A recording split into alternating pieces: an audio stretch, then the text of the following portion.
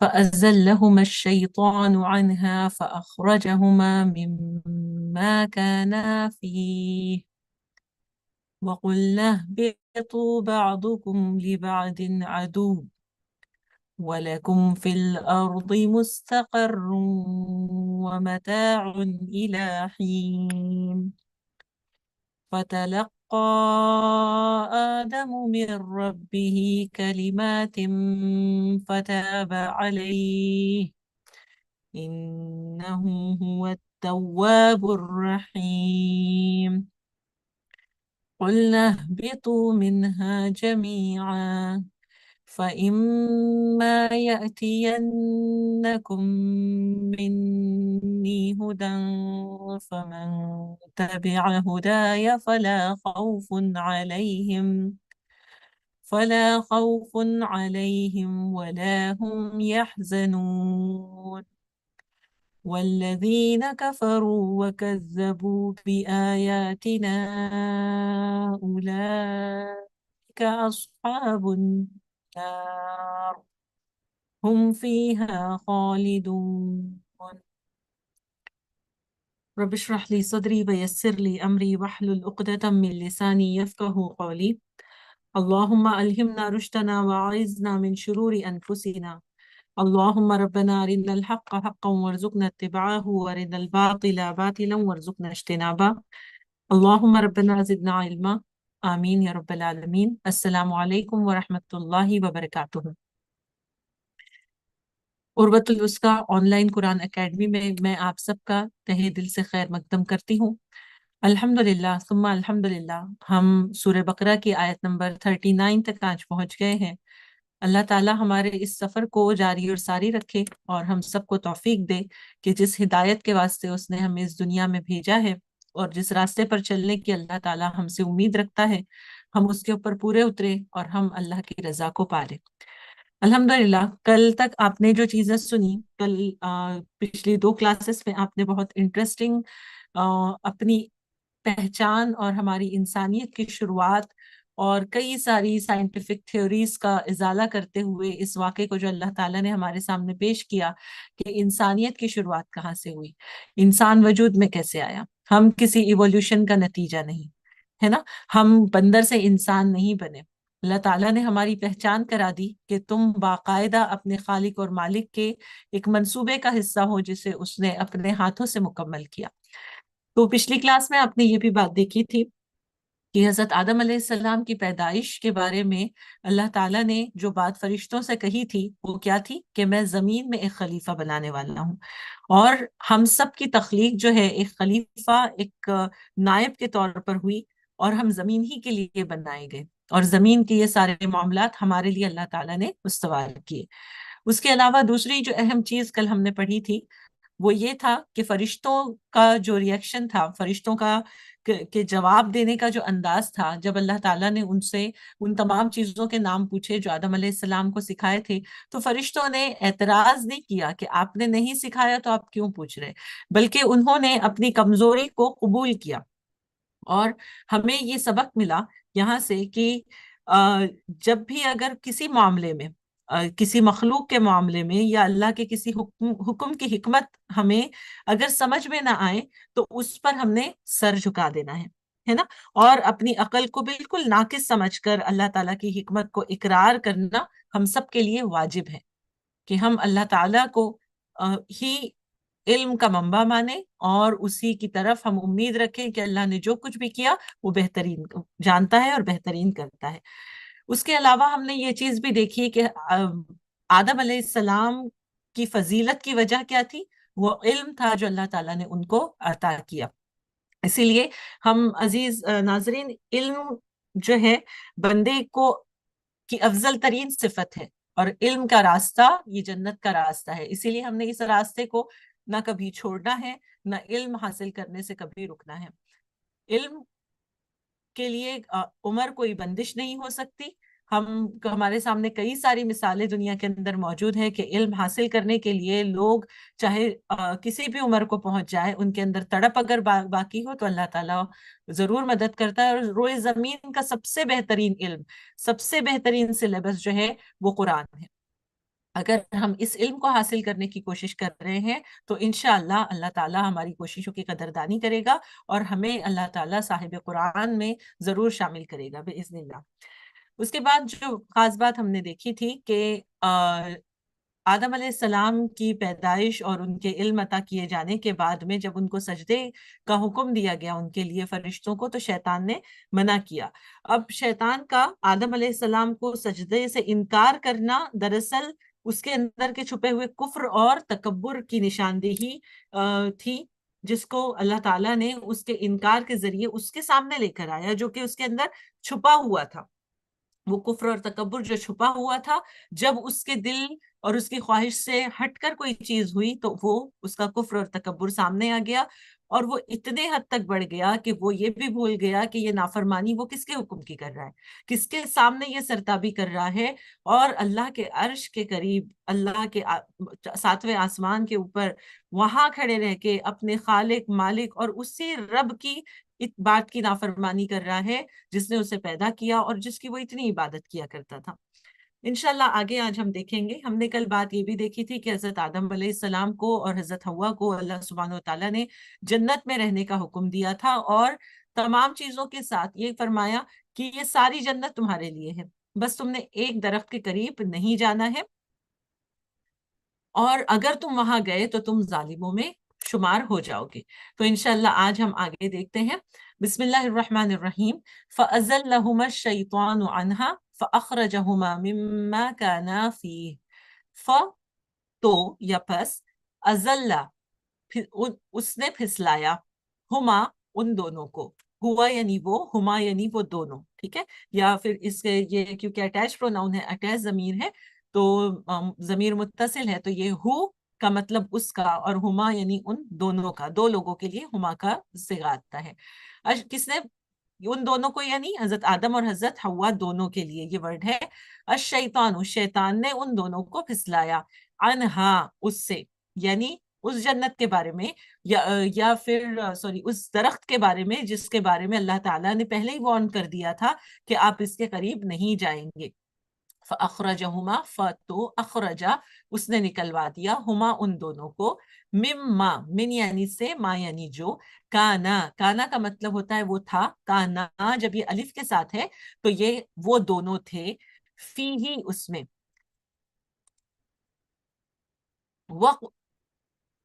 Okay, وَقُلْنَا اور ہم نے کہا، اِهْبِطُوا تم اتر جاؤ، بعضکم تمہارے بعض، لبعض بعض کے، عدو دشمن ہے، یعنی یہ ایک عربی کا محاورہ بولنے کا یہ طریقہ ہے، تمہارے بعض بعض کے دشمن ہیں، تمہارے بعض بعض کے یعنی تم ایک دوسرے کے دشمن ہو۔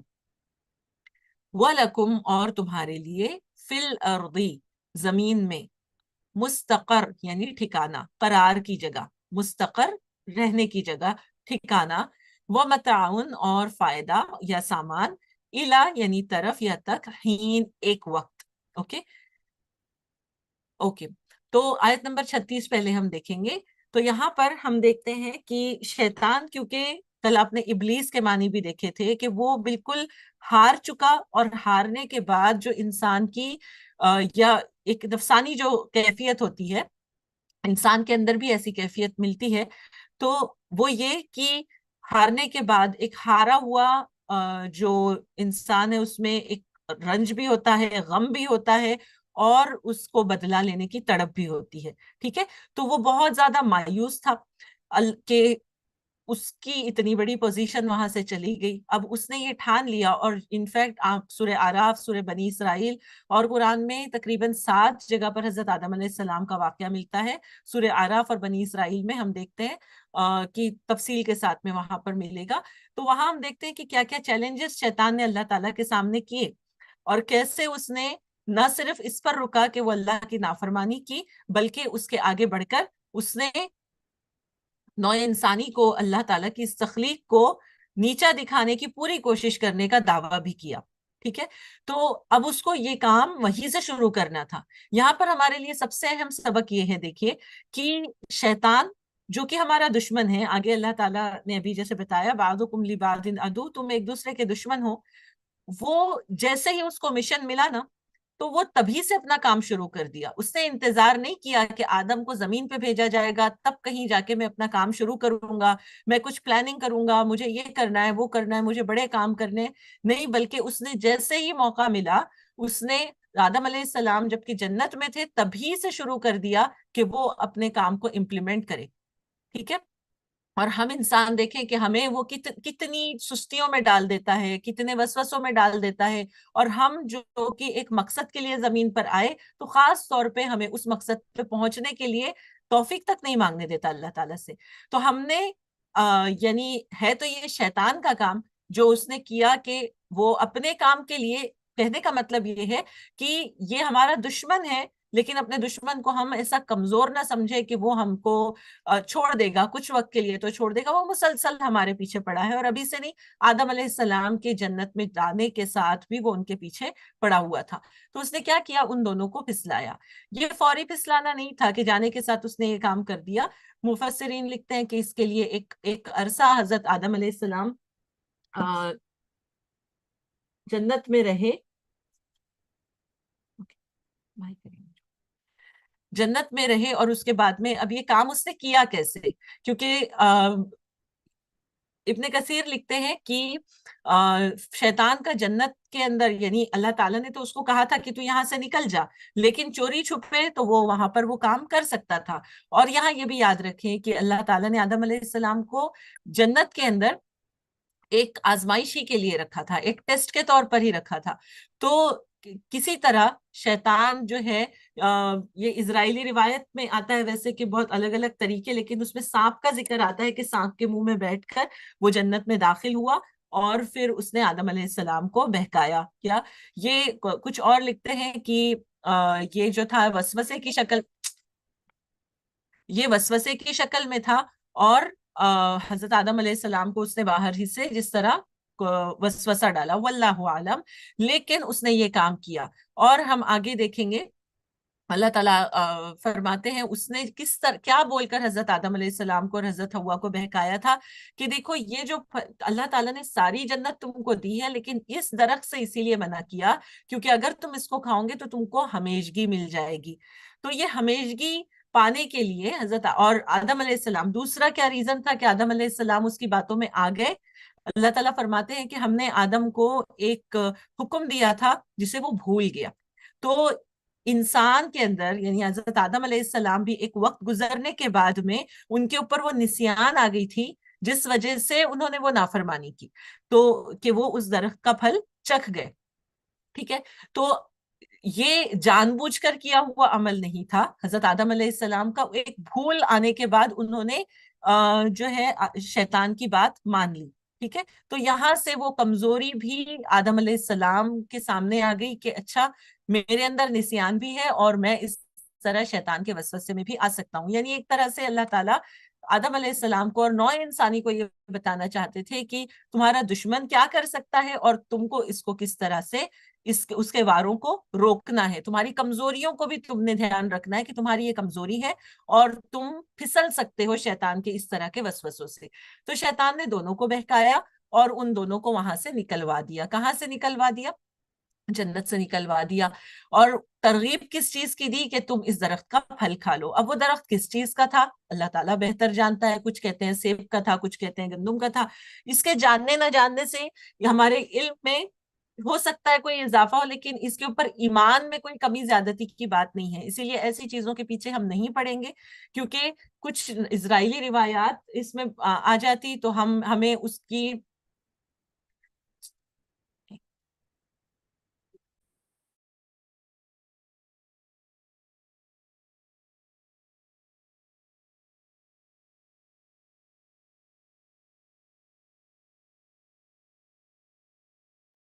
اعوذ باللہ من الشیطان الرجیم. تو ہمیں ان چیزوں سے بڑھ کر یہ بات دیکھنا ہے کہ آدم علیہ السلام اور حضرت حوا نے جو کام کیا اس کی وجہ سے ہوا کیا. ٹھیک ہے. اب دیکھیں امام راضی یہاں پر کہتے ہیں کہ یہ ہمیں ضرور سوچنا چاہیے کہ ذرا سی لغزش تھی, صرف پھل کو چکھا تھا, پیٹ بھر کے کھایا بھی نہیں تھا. ٹھیک ہے، صرف دونوں نے چکھا تھا اس پھل کو تو آدم علیہ السلام اور حضرت حوا کے جنت کے جو کپڑے تھے وہ چھین لیے گئے، یعنی ان سے ایک نافرمانی سرزد ہو گئی، اور اس کا ریئیکشن کیا ہوا یا اس کی سزا کیا ملی کہ پہلے تو ان کے کپڑے نکال لیے گئے، جو جنت کے کپڑے ہٹ گئے ان سے، اور وہ اپنے آپ کو پتوں سے ڈھانکنے لگے، اس کے علاوہ ان کو وہاں سے اترنے کا بھی حکم دیا گیا ہے نا۔ تو ہم دیکھیں اللہ تعالیٰ کی کتنی نافرمانیاں کرتے ہیں، لیکن ہم یہ نہیں سوچتے کہ اس کا بدلہ ہمیں کس شکل میں مل سکتا۔ ہم اللہ کی نافرمانیوں کو یا اپنے کیے ہوئے گناہوں کو ہم بہت چھوٹا سمجھتے ہیں، ہے نا۔ ہم نے اس بات کا بہت خیال رکھنا چاہیے کہ اللہ تعالیٰ اس بات پر قادر ہے کہ میری چھوٹی سی غلطی کی بھی عقوبت دنیا میں کر لے، میری پکڑ دنیا میں ہو جائے۔ اللہ تعالیٰ اس پر قادر ہے کہ میرے گناہوں کے عوض مجھے دنیا میں بھی سزا دے۔ تو بندہ مومن جو ہے کبھی اللہ تعالیٰ کی پکڑ سے، اللہ تعالیٰ کے غصے سے بے نیاز نہیں ہوتا۔ وہ صرف غفور اور رحیم ہے سوچ کر گناہ نہیں کرتا جاتا، بلکہ اسے یہ بھی یاد ہوتا ہے کہ میرا رب بہت زبردست ہے، پکڑنے والا ہے، اور اس کی پکڑ اور اس کا عذاب بہت سخت ہے، ٹھیک ہے۔ تو یہاں پر اس کے بعد میں اللہ تعالیٰ فرماتے ہیں وَقُلْنَا اهْبِطُوا بَعْضُكُمْ لِبَعْضٍ عَدُوٌّ، اور ہم نے کہا کہ یہاں سے اتر جاؤ، تم سب یہاں سے اترو، تم ایک دوسرے کے دشمن ہو۔ تو شیطان کو بتا دیا گیا، انسان کو بتا دیا گیا کہ شیطان تمہارا دشمن ہے۔ جو اس نے کہا تھا کہ قرآن میں یہ الفاظ آتے ہیں کہ اس نے قسم کھا کر یہ کہا کہ میں تمہارا خیر خواہ ہوں۔ دنیا میں کئی لوگ ہمیں ایسے ملیں گے جو شیطان صفت ہوتے ہیں، جو برائیوں کی طرف بلاتے اور اس طرح بلاتے قسمیں کھا کھا کر، دیکھو میں تمہارے اچھے کے لیے یہ بات کہہ رہا ہوں، تمہاری بھلائی کے لیے یہ بات کہہ رہا ہوں، رائٹ۔ تو اسی طرح شیطان نے بھی حضرت آدم علیہ السلام سے جھوٹی قسم کھا کر یہ کہا تھا کہ میں تمہارا خیر خواہ ہوں، تم اسے چکھ لو تو تمہیں ہمیشگی کی زندگی بن جائے گی، تم فرشتے بن جاؤ گے۔ تو یہاں اللہ تعالیٰ نے یاد دلایا کہ وہ جو تھا وہ شیطان کا جھوٹا وعدہ تھا، وہ تمہارا دوست نہیں ہے، وہ تمہارا خیر خواہ نہیں ہے، وہ تمہارا دراصل دشمن ہے، اور شیطان کے وعدے ایک دھوکے کے سوا کچھ بھی نہیں ہے۔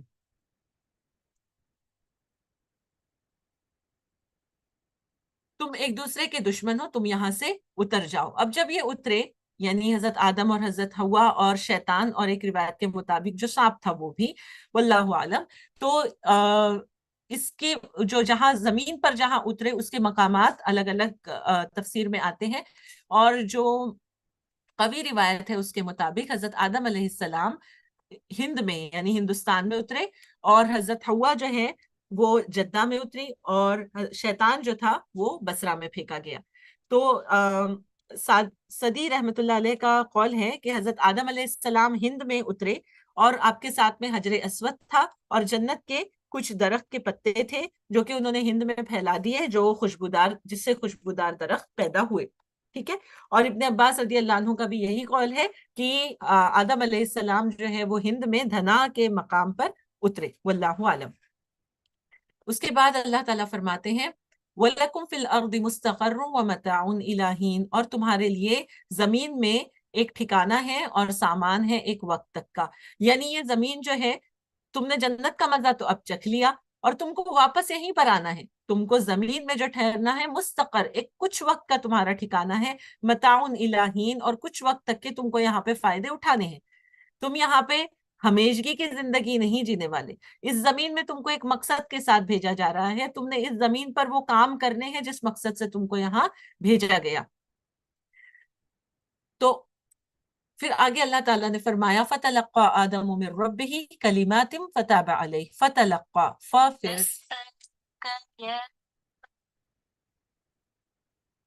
فَتَلَقَّى پھر حاصل کر لیے آدم علیہ السلام نے مِن رَبِّهِ اپنے رب سے، کلماتن کچھ کلمات، پھر سیکھ لیے آدم علیہ السلام نے اپنے رب سے کچھ کلمات، فتابا علیہ، پھر تابا، دیکھیے تابا یہ جو ورڈ ہے قرآن کے اندر دونوں کے لیے ملے گا، تابا علیہ جب آتا ہے تو اللہ تعالیٰ کے لیے ہوتا ہے، تابا یعنی وہ پلٹا، تابا کا ویسے وربل میننگ ہوتا ہے وہ پلٹا، جب بندے کے لیے آئے گا تو تابا یتوبو، اس نے توبہ کی، یعنی وہ اپنے رب کی طرف پلٹا، وہ غلطیوں سے منہ پھیر کر اپنے رب کی طرف پلٹ گیا۔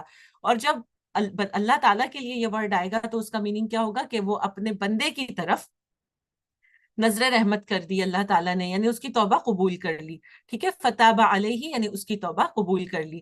اب یہاں آگے انہو بے شک وہ ہوا وہی التواب الرحیم، یہ اللہ تعالیٰ کے صفات ہے، صفاتی نام ہے التواب، بہت توبہ قبول کرنے والا۔ یہ بھی اسی طرح جب بندے کے لیے آئے گا تو معنی ہوگا بہت توبہ کرنے والا، ٹھیک ہے۔ جیسے ہم پڑھتے ہیں قرآن کے اندر واللہ یحب توابین، مطلب اللہ تعالیٰ خوب توبہ کرنے والوں کو پسند کرتا ہے اور بہت پاک صاف رہنے والوں کو پسند کرتا ہے۔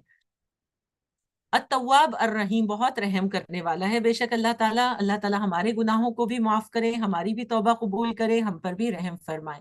اب دیکھیے یہاں پر اللہ تعالیٰ کی جو معافی ہے، سورہ اعراف آیت نمبر 23 میں اللہ تعالیٰ یہ کلمات بتاتے ہیں جو حضرت آدم علیہ السلام نے جس کے ذریعے سے اپنی معافی حاصل کی تھی، کیا تھی؟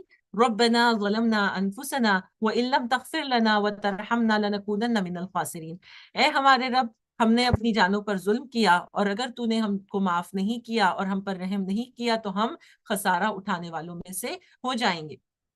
اب یہاں خاص بات یہ ہے کہ اللہ سبحانہ و تعالیٰ نے یہی چیز دیکھی تھی، یعنی جو آزمائش تھی حضرت آدم علیہ السلام کی جنت میں رکھنے کا جو مقصد تھا، وہ کیا یہ سب کچھ اللہ تعالیٰ کو نہیں پتا تھا کہ شیطان یہ کرے گا، آدم علیہ السلام اس کو چکھ لیں گے؟ بے شک اللہ تعالیٰ جانتا تھا، لیکن یہاں پر جو ہے اللہ تعالیٰ نے جو انسان کو ایک سیلف کنٹرول دیا ہوا ہے، ٹھیک ہے، یا پھر اختیارات جو دیے ہیں، ان اختیارات کا جن کو بھی اختیار ملے تھے لیکن اس نے اس کا کیسا غلط فائدہ اٹھایا، اور آدم کو جو اختیار دیا اس کا وہ کیسا فائدہ اٹھاتے ہیں یا اس کو کیسے ریئیکٹ کرتے ہیں۔ تو غلطی شیطان سے بھی ہوئی تھی، غلطی آدم علیہ السلام سے بھی ہوئی، شیطان نے اپنی غلطی کے اوپر تکبر کیا، جمع رہا، اڑا رہا، انفیکٹ اس کو اور زیادہ بڑھ کر اس نے اللہ تعالیٰ کے سامنے بدتمیزی اور بد اخلاقی کے ساتھ چیلنج کر کے وہاں زمین پر پھینک دیا گیا۔ اور آدم علیہ السلام جب جیسے ہی ان سے غلطی ہوئی ان کے اندر پشیمانی تھی، ان کے اندر بہت زیادہ مطلب افسوس تھا کہ میں نے اپنے رب کی نافرمانی کیوں کر دی۔ تو جب ہم پڑھتے ہیں قرآن کے اندر اللہ تعالیٰ فرماتا ہے کہ وہ اپنے آپ کو جنت کے پتوں سے چھپانے لگے، تو سب سے پہلی چیز دیکھیں کہ جب انسان کے اندر نافرمانی جب ہوتی ہے، اس سے نافرمانی جب ہوتی تو اس کا لباس جو ہے وہ اس سے دور ہو جاتا۔ تو اس کو ایک مشابہت کے طور پہ ہم لے سکتے کہ دنیا کے اندر بھی دیکھیں، آپ صلی اللہ علیہ وسلم نے فرمایا نا کہ حیا اور ایمان دو چڑیوں کی طرح ہے، دو پرندوں کی طرح جو ایک شاخ پہ بیٹھے ہیں، اگر ایک اڑ جائے تو دوسرا اپنے آپ اڑ جاتا ہے، اور کما قال صلی اللہ علیہ وسلم۔ تو بندے کے اندر سے جب نافرمانی کب کرتا ہے؟ جب ایمان کی کمی ہوتی ہے، جب ایمان کی کمی ہوتی ہے تو بے حیائی اس کے اندر پیدا ہوتی ہے۔ تو یہاں پر اب حضرت آدم علیہ السلام جو تھے، جب ان کے کپڑے دور ہوئے، جب ان کے کپڑے چھنے تو ان کے اندر حیا موجود تھی، وہ اپنے آپ کو فوراً ڈھانکنے لگے، ٹھیک ہے، اپنے آپ کو چھپانے لگے جنت کے پتوں کے ساتھ میں، اور پھر اس پشیمانی کو دیکھ کر اللہ رب العزت کو ان کے اوپر رحم آیا، اور اللہ تعالیٰ ہی نے ان کلمات کو آدم علیہ السلام کو سکھا دیا۔ تو اللہ تعالیٰ یہاں فرما رہے ہیں کہ آدم نے اپنے رب سے کچھ کلمات سیکھے، آدم نے اپنے رب سے کچھ کلمات سیکھے۔ سبحان اللہ، اللہ تعالیٰ کتنا رحیم ہے، کتنی محبت کرتا ہے بندے سے، کہ غلطی جو بندے نے کی، اب اللہ کو معلوم تھا کہ ان کو کچھ یہ طریقہ بھی چاہیے کہ جب غلطی وہ کر دے تو کس طرح سے اپنے رب کو منائے، کس طرح سے اپنے رب کے سامنے حاضر ہو، اور کن الفاظ میں اپنے رب کو کے حضور وہ اپنی غلطی کو ایکسپٹ کر کے اس سے معافی مانگے۔ تو اللہ تعالیٰ ہی نے سکھائے۔ اسی لیے قرآن کی جو دعائیں ہیں، حدیثوں کی جو دعائیں، نبی اکرم صلی اللہ علیہ وسلم سے جو ہم کو ملتی ہیں دعائیں، وہ دعائیں بہت جامع دعائیں ہیں، اور ان کو ہم نے پڑھنا بھی چاہیے، ان کو یاد بھی کرنا چاہیے، ان کے ذریعے سے اپنے رب سے مانگنا بھی چاہیے۔ یہاں پر جو معافی کی بات ہے، تو اللہ تعالیٰ کا اپنے بندوں کی طرف رجوع کرنے کی دو طرح کی قسمیں ہیں۔ شیخ سعدی لکھتے ہیں کہ توبہ کی توفیق، سب سے پہلے کیا ہوتی ہے؟ توبہ کی توفیق ملتی ہے، یعنی غلطی کو قبول کرتا ہے نا بندہ۔ جو انسان غلطی کو قبول ہی نہیں کرے گا تو وہ معافی کیا مانگے گا، رائٹ؟ تو اسی لیے اعتراف توبہ کی سب سے پہلی شرط ہے کہ غلطی کو قبول کرے، اور یہ بھی توفیق اللہ ہی کی طرف سے ہوتی ہے کہ بندے کے دل میں یہ توفیق آئے، یہ ارادہ آئے کہ مجھ سے غلطی ہوئی اور میں نے اب معافی مانگنی چاہیے۔ اور دوسری جو ہے قسم وہ ہے کہ توبہ کہ وہ تمام جو شرائط ہے، یعنی وہ اللہ تعالیٰ کی طرف رجوع کرے گا، اللہ سے معافی مانگے گا اور دوبارہ وہ غلطی نہ کرنے کا، وہ گناہ نہ کرنے کا پختہ عزم کرے گا، اللہ سبحانہ و تعالیٰ اس کو معاف کر دیتا ہے. فتاب علیہ، تو اس کی توبہ قبول کرتا ہے، کیونکہ بہت توبہ قبول کرنے والا، رحم کرنے والا ہے. اس کے بعد اللہ تعالیٰ فرماتے ہیں قُلْنَا اهْبِطُوا مِنْهَا جَمِيعًا. یہاں پر یہ الفاظ دہرائے گئے. ہم نے کہا تم اتر جاؤ یہاں سے سب کے سب، یعنی آدم، حوا، شیطان، سب کے سب. اب یہ جو آگے کا حکم ہے، اس کو دہرانے کا کیا مقصد ہے کہ اللہ تعالیٰ آگے جو ہے ایک خاص حکم دینا چاہ رہے. ٹھیک ہے، دوسری مرتبہ جو ہے اس کا نکلنے کا یہ ہے کہ اللہ تعالیٰ کے احکامات کو بیان کرنا یہ مقصود ہے. آگے کیا حکم دیا گیا؟ ایک ہدایت دی گئی. دیکھو یہاں سے اتر جاؤ. پس اما، جب یأتینکم، آئے تمہارے پاس، پہنچے تمہیں، منی، میری طرف سے، ہدن، کوئی ہدایت، فمن، تو جو، تبعہ، چلا، تبعہ جس نے فالو کیا، خوشی سے فالو کرنا، اتباع اسی کو کہا جاتا ہے، خوشی سے فالو کرنا. کس چیز کو؟ ہدایا، میری ہدایت کو، میری رہنمائی کو. فلا خوف علیہم، تو نہ کوئی خوف ہوگا، علیہم ان پر، ولا ہم، اور نہ، یحزنون، وہ غمگین ہوں گے. تو اب یہاں پر اللہ سبحانہ و تعالیٰ یہ آدم علیہ السلام جو کہ سب سے پہلے نبی بھی ہیں، ان کو یہ ہدایت دے کر بھیج رہے ہیں، ان کو یہ بتا کر بھیج رہے ہیں کہ ہم نے جو تم کو بھیجا ہے تو ایسے ہی کورا چٹا نہیں بھیج دیا. علم تو تم کو دیا، لیکن اس علم کو استعمال کس طرح سے کرنا ہے میں تم کو گائیڈ لائن دوں گا. جب کبھی میری طرف سے کوئی رسول آئے گا، جب کوئی نبی آئے گا، جب کوئی کتاب آئے گی، جب کوئی حکم آئے گا، اور جو کوئی بھی اس کو فالو کرے گا، جو کوئی بھی محبت کے ساتھ اس کو قبول کرے گا، تو یاد رکھو کہ اس کو کوئی خوف نہیں ہوگا. خوف انسان کے اندر کب آتا ہے؟ جب کوئی ناپسندیدہ چیز یا بات اگر ہو جائے تو دل کے اندر وہ گھر کر جاتی، جس کا ڈر لگا ہوا رہتا کہ یہ ہونے والی ہے. ٹھیک ہے، کوئی ناپسندیدہ چیز کا وجود اگر ہے، اس کا انتظار کر رہا کہ کہیں یہ نہ ہو جائے، تو اس کا خوف ہے کہ کہیں کوئی مجھ سے گناہ نہ ہو جائے.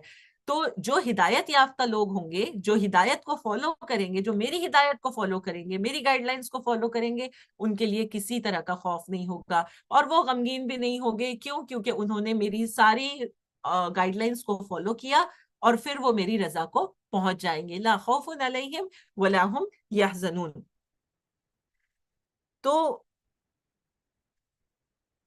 ہدایت الہی کے اوپر چلنے کی وجہ سے جو ہے انسان کے اندر کا خوف اور غم، یا حزن کیا ہوتا ہے؟ غم. کسی طرح کا غم دل کے اندر کب آتا ہے؟ کہ جب کوئی غلطی ہو گئی، کوئی غیر پسندیدہ چیز ہو گئی اور اس نے دل کے اندر گھر بنا لیا. تو مومنین جو ہدایت کے اوپر چلیں گے، ان کے دلوں کے اندر کوئی غم نہیں ہوگا. تو اللہ تعالیٰ کی ہدایت پر چلنے والوں کے دلوں کے اندر کوئی نہ خوف ہوگا نہ غم ہوگا، بلکہ اس کے برعکس، اس کے الٹ، اللہ تعالیٰ کے پاس ان کو سعادت ملیں گی، اللہ تعالیٰ کے پاس ان کو مرتبے ملیں گے. دنیا کے اندر بھی اللہ تعالیٰ ان کی مرغوب چیزیں، ان کی چاہت والی چیزیں، ان کی جو جائز خواہشات ہوں گی، ان کو بھی پورا کرے گا، اور ہر وہ چیز ان سے دور کر دے گا جو ان کو خوف دلاتی ہوگی. جس طرح مومنین اور نبی اکرم صلی اللہ علیہ وسلم کی سیرت سے ان کا کردار جو ہم کو پتا چلتا ہے کہ سامنے موت کھڑی ہے لیکن ڈر نہیں ہے. حضرت موسیٰ علیہ السلام جب ایک طرف سے فرعون آ گیا، ایک طرف سے سمندر ہے، اور وہاں پر وہ کھڑے ہیں، ان کے قوم کہتی ہے کہ اب تو ہم گر گئے، اب تو ہم مرنے والے ہیں. لیکن موسیٰ علیہ السلام کتنا پکا ان کا ایمان تھا. یہ ہے وہ ہدایت کو فالو کرنے کا دل کا جو مطلب دل کس طرح ایک مضبوط قلعے کی طرح ہو جاتا کہ میرا رب میرے ساتھ ہے اور وہ مجھے ضائع نہیں کرے گا. میرا رب میرے ساتھ ہے اور وہ ہمیشہ میرا خیال رکھ رہا ہے. نہ اس کو کوئی خوف ہوتا ہے، نہ غم ہوتا ہے کہ میں اکیلا ہوں. ٹھیک ہے، تو یہ انزائٹی اور سٹریس اور ڈپریشن، یہ جو آج کل کی بیماریاں ہیں، جو ہدایت کو فالو کرنے والا ہے مومنین کے لیے، نہ سٹریس ہوتا ہے، نہ انزائٹی ہوتی ہے، یعنی مستقبل کا سوچ کے بھی اس کو فکر نہیں ہوتی، موجودہ وقت کے لیے بھی اس کو فکر نہیں رہتی، اور نہ جو پیچھے گزر گیا اس کو دل کا روگ بنا کر وہ رکھتا، کیونکہ وہ اللہ کی ہدایات کو، اللہ تعالیٰ کی کتاب کو، اللہ کے رسول کی سیرت کو فالو کر رہا ہے. ٹھیک ہے، تو اللہ تعالیٰ نے فرمایا جو کوئی میری ہدایت کو پورا فالو کرے گا اس کے لیے کوئی خوف نہیں ہوگا اور نہ وہ غمگین ہوں گے. اور وہ لوگ جو کفر کریں گے، میری ہدایات کا انکار کریں گے، وَكَذَّبُوا، اور جنہوں نے جھٹلایا، جنہوں نے جانتے بوجھتے اس کو سمجھنے کے باوجود کہ یہ حق ہے اس کا انکار کر دیا. ہم کس چیز کا؟ بھی آیاتنا، ہماری آیات کا. اولائی کا، وہی لوگ، اصحاب النار، وہ آگ والے ہوں گے. اصحاب کا معنی ہوتا ہے ساتھی، نار یعنی آگ، آگ کے ساتھی ہیں یعنی دوزخ والے ہیں. ہم فیہا خالدون، ہم وہ فیہا اس میں خالدون، ہمیشہ ہمیشہ رہیں گے. کل ایک ورڈ کی طرف آپ کو متوجہ کرایا گیا تھا کہ جب جنت میں رہنے کے لیے حضرت آدم علیہ السلام کو اور حضرت حوا کو کہا تھا تو اللہ تعالیٰ نے کہا کہ یہاں پر رہو، سکینت، سکون اختیار کرو، یا تم دونوں یہاں پر رہو. تو وہ جو سکنت کا جو ورڈ ہے وہ وقتی طور پر رہنے کا تھا، لیکن اب جب آخرت کے لیے جب بھی جنت کا ذکر آتا ہے تو وہاں پر بھی خالدون کا ورڈ آتا ہے کہ جنت میں بھی انسان جو جنتی ہوں گے وہ ہمیشہ ہمیشہ رہیں گے، اور جو جہنم میں جائیں گے جنہوں نے شرک کے ساتھ زندگی گزاری، جنہوں نے پکے کفر کے ساتھ زندگی گزاری، نہ انہوں نے توبہ کی نہ اپنے رب کی طرف پلٹے، تو ان کو بھی ہمیشگی کی جہنم ملے گی. اللہ تعالی ہم سب کو ایمان کی زندگی دے، ایمان کی موت دے. وَلَا تَمُوتُنَّ إِلَّا وَأَنْتُمْ مُسْلِمُونَ. اللہ تعالیٰ کا حکم ہے کہ تم نہ مرنا مگر اس حال میں کہ تم فرما بردار ہو. تو وہ موت اسی وقت مل سکتی جب ہم مسلمان والی، ایمان والی، اللہ کے اور اس کے رسول کے احکامات کی پابندی والی زندگی گزارے. اور آپ صلی اللہ علیہ وسلم نے فرمایا تم جس طرح زندگی گزارو گے اسی طرح تمہیں موت آئے گی، اور جس طرح تمہیں موت آئے گی اسی طرح تم اٹھائے جاؤ گے. اللہ تعالی ہم سب کو ہدایت کے ساتھ رکھے دنیا کے اندر، ہمارے گناہوں کو معاف کرے، ہمیں اپنے گناہوں کو یاد کر کے اس سے معافی مانگنے والا بنائے، اس کے اوپر پشیمانی دے، اور ہمارے گناہوں کو اللہ تعالی ہمارے نامہ اعمال سے ختم کر دے، مٹا دے، تاکہ ہم جب اس کے سامنے جائیں تو ہلکے جائیں، گناہوں کے بوجھ کے ساتھ دب کر نہ جائیں. اقول قولی ھذا استغفر اللہ لی ولکم ولسائر المسلمین والمسلمات. سبحانک اللہم وبحمدک، نشہد ان لا الہ الا انت، نستغفرک ونتوب الیک. جزاکم اللہ خیر. السلام علیکم.